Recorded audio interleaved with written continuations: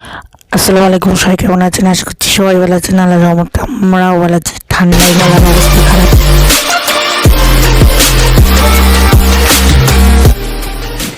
আর ছেলে চিকেন মানে শুধু চিকেন দিলে চিকেন খেতে চায় না, তো আর এক রেসিপি 200 গ্রাম চিকেন, লবণ, হলুদ, মরিচের গুঁড়া, আদা রসুন পেস্ট, তারপরে আর কিছু না।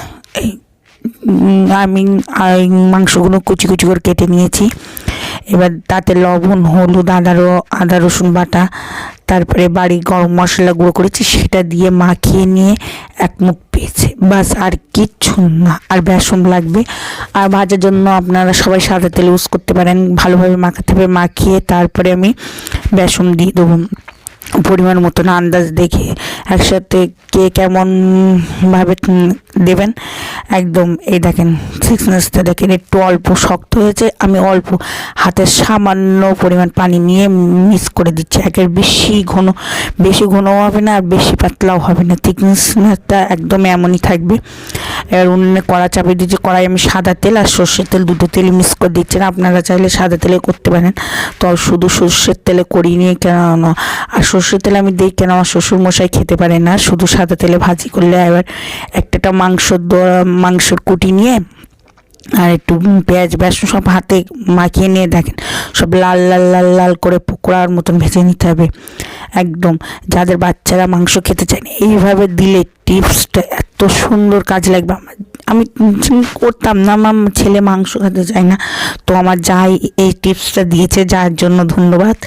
এই দেখেন, আর আঁচটা ধিমি আছে করতে হবে, কিন্তু বেশি জোরানো আছে করা না, মানে জোর আছে করা যাবে না।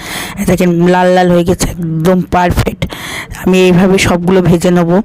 আর আমার মাশাল্লাহ, আর আমাদের এখানে এই পকোড়াই ভাজা হয়, মানে বিক্রি হয় 400 টাকা কেজি, 140 টাকা শ, বুঝতে পারছেন তো আমার কত লাভ হয়েছে। দেখেন কত লাভ হয়ে গেছে। এইটা কম করে আমার 400 হয়ে গিয়েছে।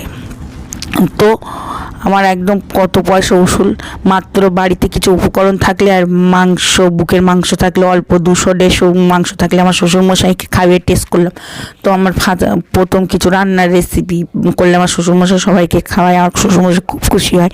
তো আমিও আপনাদের একটা ভেঙে দেখাচ্ছি, দেখেন কত সুন্দর। প্রত্যেকে এতে বাইটে, আর আপনারা দেখবেন কাঁচা মাংস বলে কোনো গন্ধ নেই, কোনো ফ্লেভার নেই, কত সুন্দর লাগছে।